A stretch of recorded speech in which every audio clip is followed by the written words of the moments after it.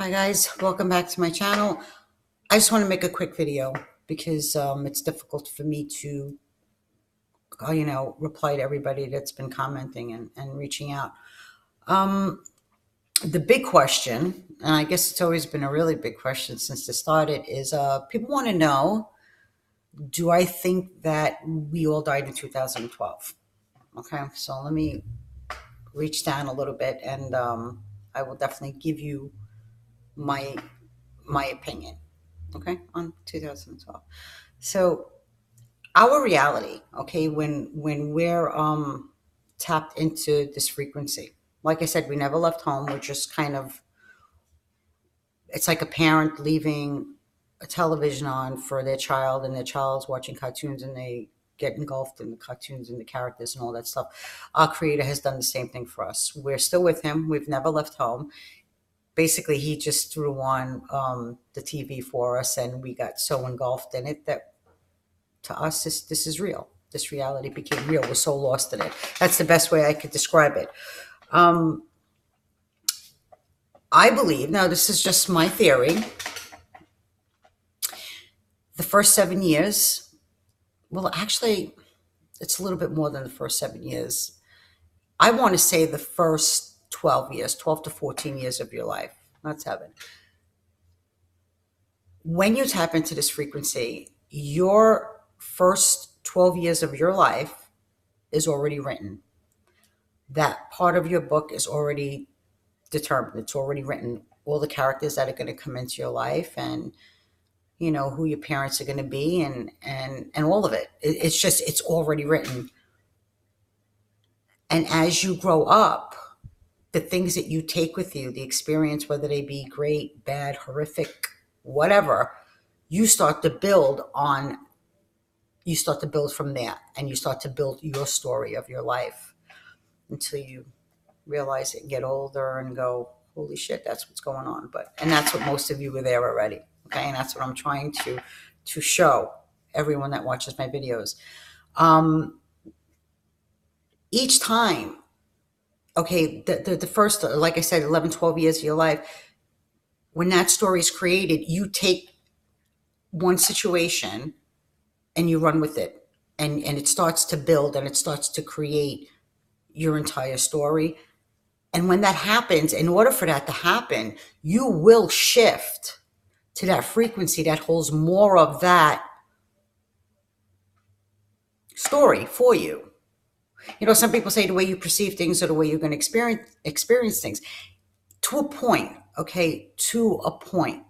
So this is just, I'm trying to get a little bit deeper than that, because trying to explain a little bit better than that, because to just say what you perceive is what you experience, you're leaving out the middle. And the middle is the most important part. Okay. So whatever happens in your life and you choose to believe, and that's okay, because we're getting lost in the experience, so we don't know any better, right? So we get lost in the character and everything that's happening around in our lives. You start to shift, like I said, to that frequency that holds more of that story for you, because the story has to go on, right? So that's how it works. And you do shift, and you do shift, and you do shift. And each time that you shift, there are subtle differences. You could be, say, 15, 16 years old and get into a fight with somebody that said that you said something that you never said, and you never said. So this thing has been happening all the time. Like I said, every frequency that you shift to will be, if not, 90% the same as this one. As you build your story, as you build your experience and go on. Now, the 2012 thing that everybody's been asking me, do I think that we died in 2012? Now, like I said, this is my opinion. Okay, so you could take it the way you want, and with some, this would resonate big time, and some will have to think about it, and others will go, whatever. Okay. I believe that in 2012, and I won't mention names, a group of people fucked around with something they shouldn't have fucked around with. And they actually destroyed this reality. They demolished this frequency, so much so that the repercussions of what they did spread out And like I said, we're here, there's another frequency here. It's like layers, layers and layers. It was so catastrophic when they destroyed that frequency that we resided on that it took and disturbed a bunch of other frequencies above it, shooting us into, instead of the gradual change that we experience, through growing up, through writing our stories, like I explained, instead of doing it gradually, it shot us into like right up here on this layer. And we looked at it as the Mandela effect, because the changes was so like, what the fuck is going on?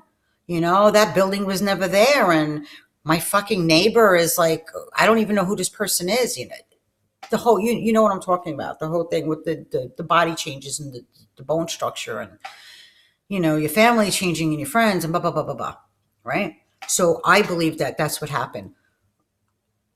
I think that the people that did do this kind of amazed themselves because they were aware that they had shot us up to a frequency way up here, and they probably can't explain it themselves, right? So I believe that happened. What I'm trying to say as far as like shooting us up to a frequency that's over here is like, okay, for instance,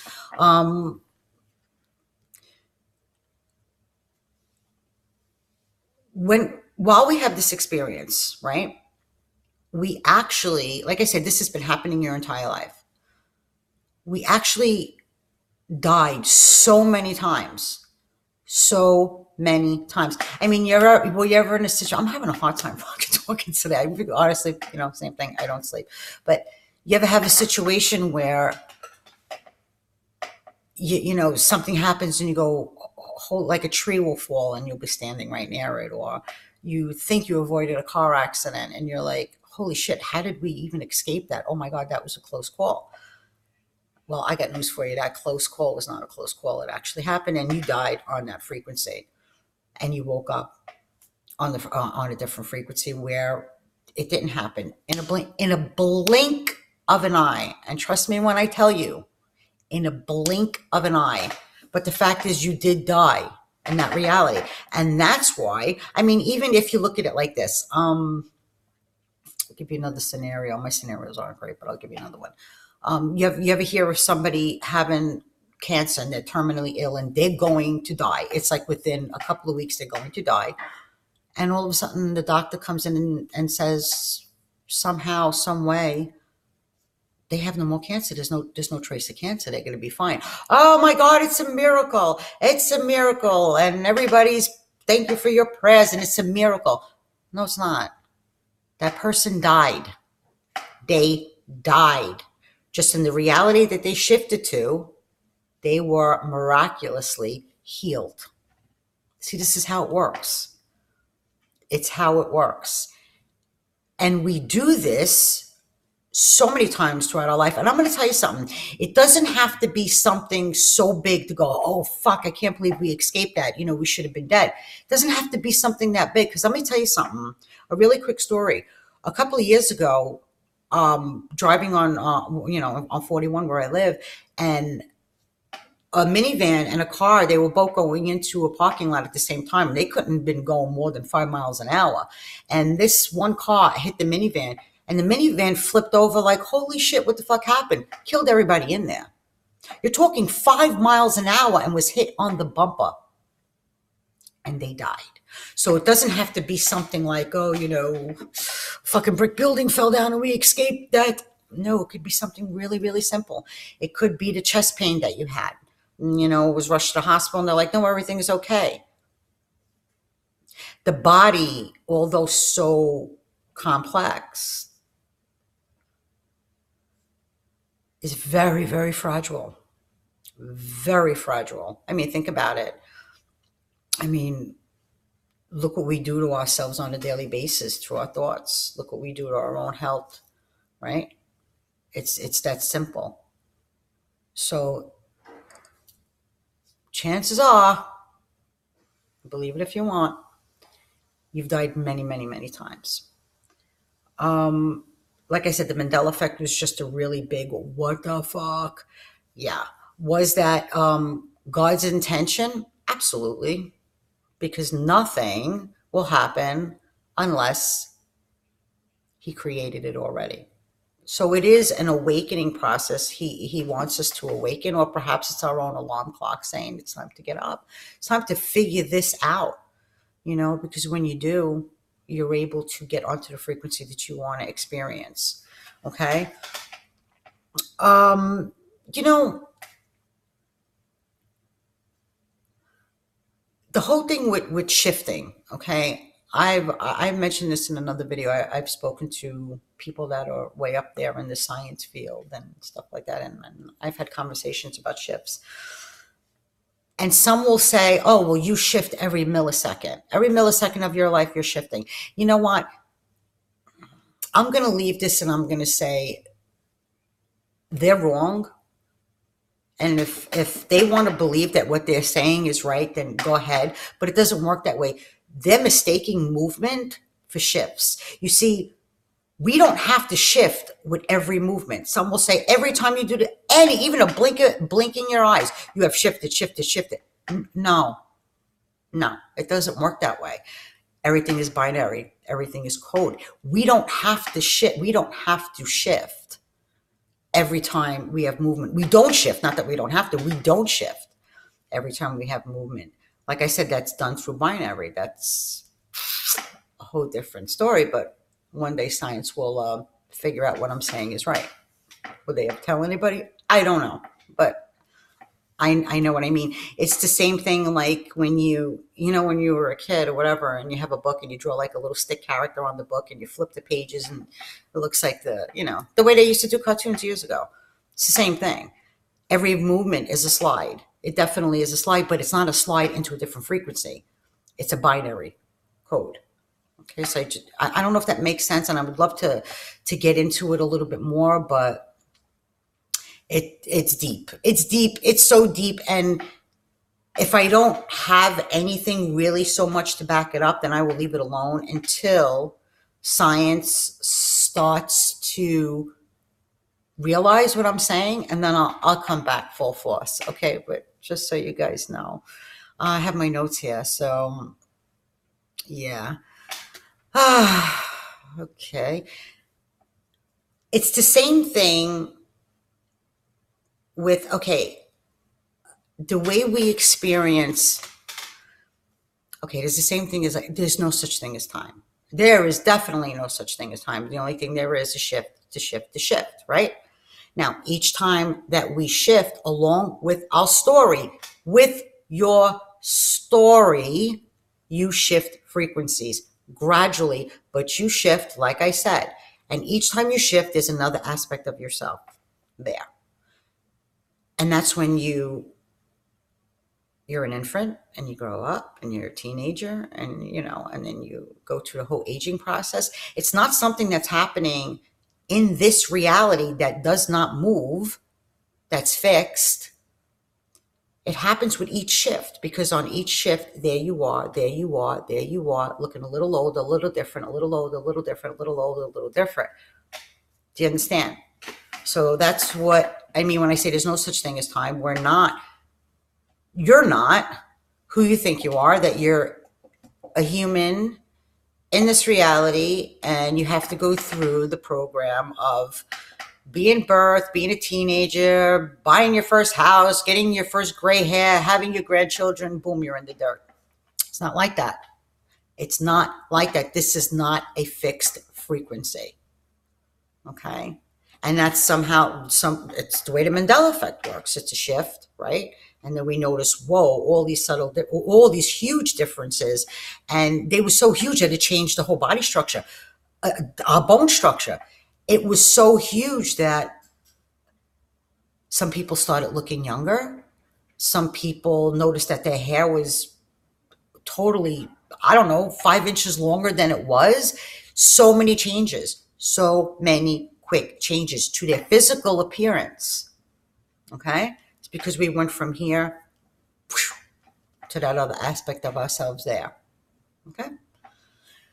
I hope this makes sense, because I'm going to tell you something. It's not easy. It's not easy to explain it. Okay, let's see. Yeah, so with the Mandela effect, well, I hate calling it that, but with the shifts that we experience, like I said, if you think about it, it's always been there. It's always been subtle. Then we go through the aging process. It's always been there. We're getting jolts right now. We are getting huge jolts. For what reason? I don't know. I don't know if we are doing it ourselves, because there's this, we know that we're awake, and there's this ambition, this, I want to get to the top of it. I want to know more. I want to know more. So the more that you feel that way, the faster you're shifting into, knowing more and more and more. It's being presented to you because you can handle it. These jolts of frequency changes, as you know, and I've spoke about on my other channel, kick the living shit out of you. Because when you get from here to here, it can handle it. But when you get from here and get jolted to here and then get jolted to here the next month, and your body needs to adjust to that frequency.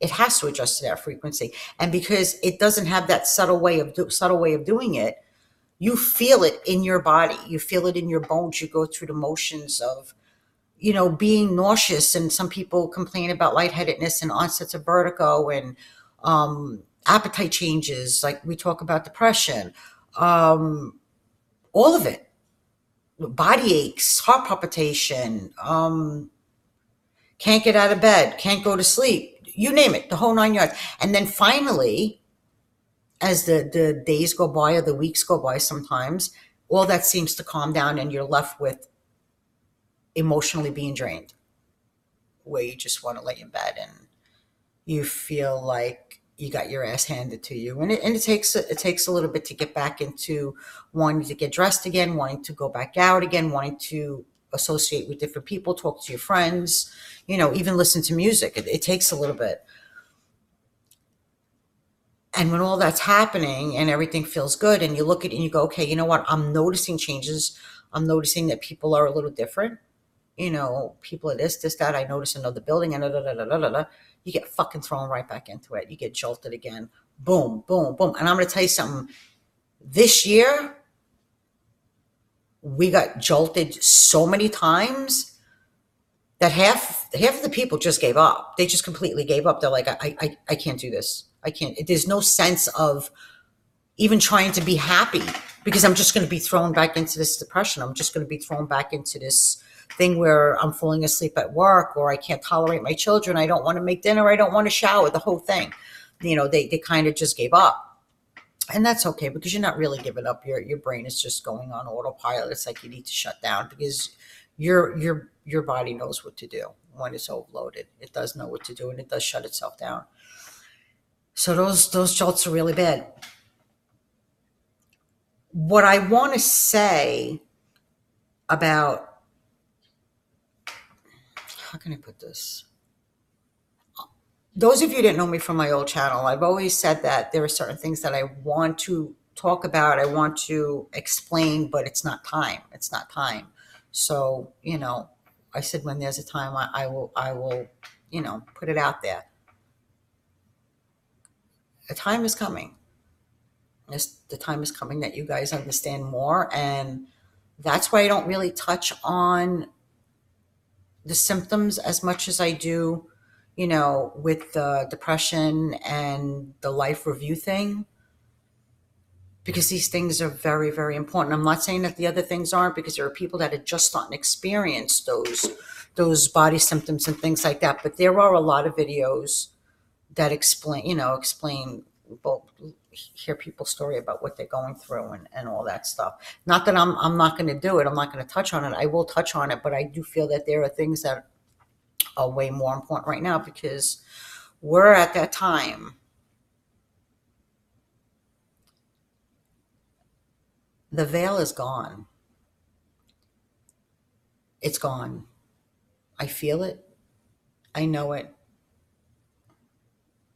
And it's gone.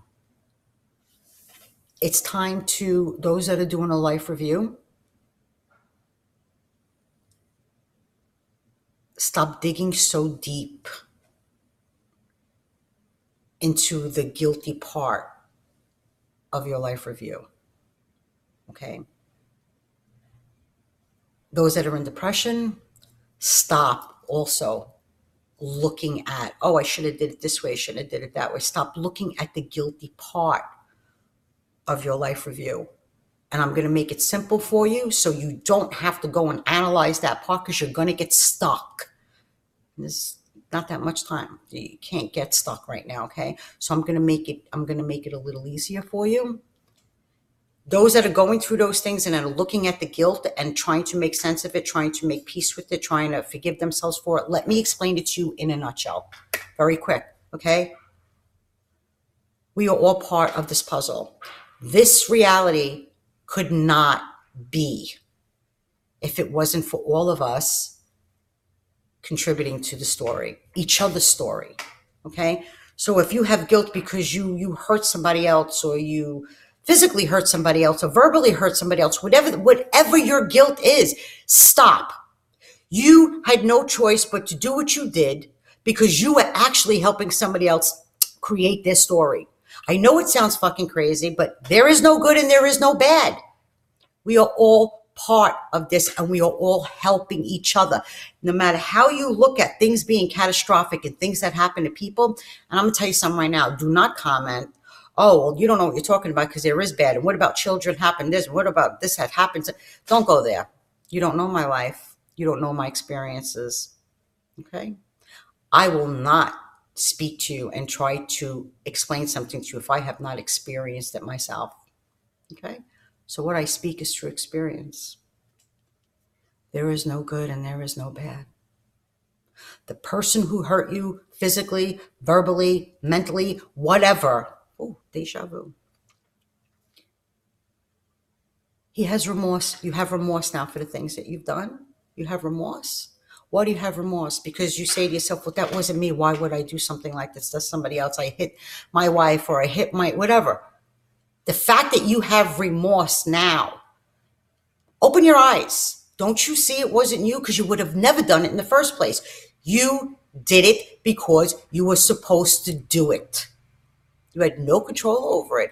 You were helping the person you actually fucked up. Because the person you fucked up needs a story in order to be in this reality, in order to have this experience. You can't tap into this and just stand there and go, oh, everything is so wonderful. No, you have to have people come into your life, and you have to be thrown through a loop, and you have to go through tragedies. And just like I said on one of my Facebook posts, you know what I learned about love? You know what I learned about giving and doing good deeds, and always being there for somebody, and having unconditional love, and being the best person that I can. You know what I learned? I learned that it feels good. It makes me feel good. It makes me happy. That's what I learned from that kind of love. But you know what I learned from sometimes being a motherfucker? Sometimes being so disappointed or hurt? What I've learned through anger, through hate. I learned so much about love through those actions. Yeah. The same things that I used to beat myself up over. Oh, I shouldn't have did that. I should have been a better person. I should have been a better friend. You know, I learned what love is because of that. I learned what love is through my fears. Why I fear something. What does it really mean? That's what I learned. That's love. So the bottom line is we're actually helping each other. We're helping each other. And if you have remorse and you're, like I said, you're looking at your life review, it just gave you the answer. You want to believe it, believe it. You want to stay stuck in that guilty thing, make sense of it all, forgive yourself, ask for forgiveness or you'll be condemned. Go ahead. But the time is now. And there is no forgiveness, guys. There is no forgiveness, because The creator is proud of you, whether you want to believe it or not. Oh, well, how could the creator be proud of a murderer? Because it's part of the story. There would not be a story if you didn't have duality, if you didn't have good and bad. It is part of the story, because the lesson to be learned is you can't learn about love through just kindness. You have to learn about love through everything, including catastrophes, everything, because that's where you really learn. And I'm going to tell you something, and I mentioned it before, and I'm going to say it again. Where you come from, I don't know how better way to say it. Here's the creator. Here are you. You're a thought in his mind. You're a thought into creation. You, as a soul, know nothing. You don't know emotions. You don't know love. You don't know hate. You don't know tears. You don't know what earth is. You don't know if you don't know nothing. You just know that you exist. And that's all you know, is that existence. There's nothing to think about, because there's nothing there to think about, because nothing else exists. You are everything, and everything meaning the stars and the space in between. Not this reality, not that car, not that child. No, because those things do not exist. So you're a blank slate standing near your creator in form, okay? Because you don't, it's hard to explain, but just listen. And when he flips on that switch, and your mind, well, you hear it. It's through a sound that you're able to tap into this frequency and have this experience. You get lost in it. He's the producer. He wrote the play.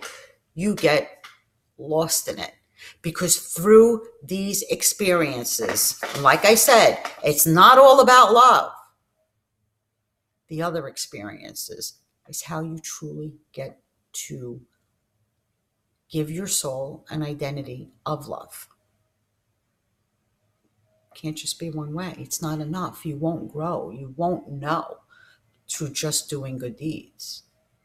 You have to know what it feels like to be disappointed or to disappoint somebody else. And what do you get from that? What's the feeling that you get from it? Or if you physically or mentally, verbally, whatever, hurt someone. If you hurt someone through addiction, if you're hurting yourself through addiction, what are you getting from that? You want to protect yourself, right? Because you love yourself. There's so many lessons to be learned through your so-called mistakes. Don't beat yourself up. And yeah, I mean, I have to touch on this really quick. I've had a couple of people, well, not a couple, actually, quite a few, in the last year that had wanted to confide in me about their sexuality. This is it's a hard topic to get into, because I had a friend of mine who passed away over a year ago, a coworker that I've known for a very long time, who was gay. And the day before he died, I sat with him, and I seen the fear in his eyes. And I'm going to tell you guys the same thing I told him. Those that are afraid because of your sexuality, you're gay, you're a lesbian, holy shit, you're not going to get to heaven, because that's frowned upon. And God punishes those who are gay. I'm going to tell you the same thing I told him.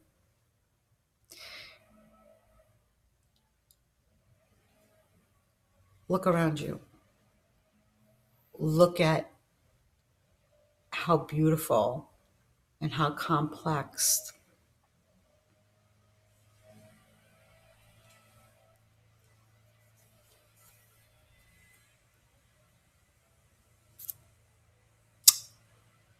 everything around you is.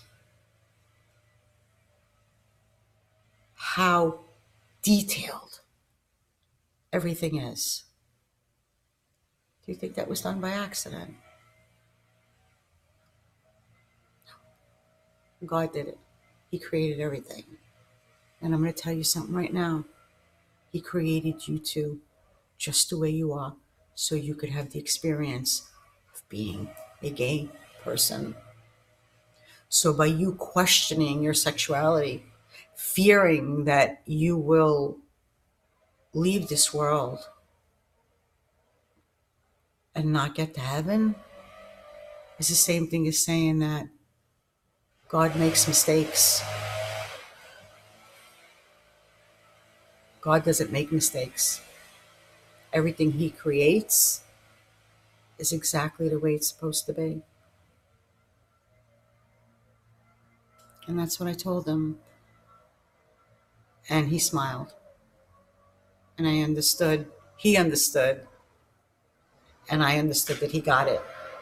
And a sense of peace came over him. So please do not fear that. And there is no such thing as going to heaven when we leave here, because you're already there. You've never left. I promise you, you never left. You're just watching television.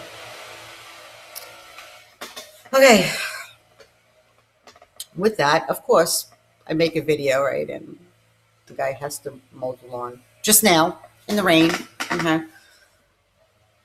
So, yeah, I just wanted to put that out there. Sorry if I get a little emotional sometimes, but just wanted to touch on that. And I just want you guys to know that I love you all.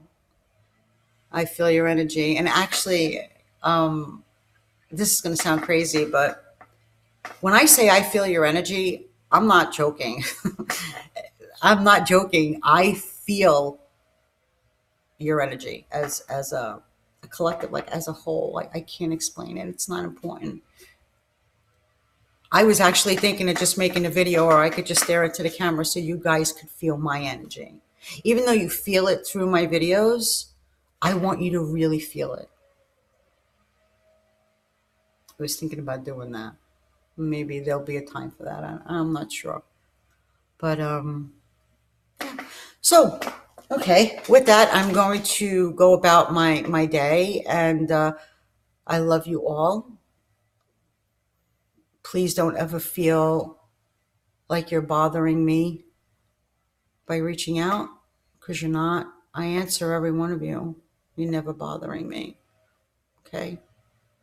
And I love you, and I will see you guys back here soon. Bye-bye.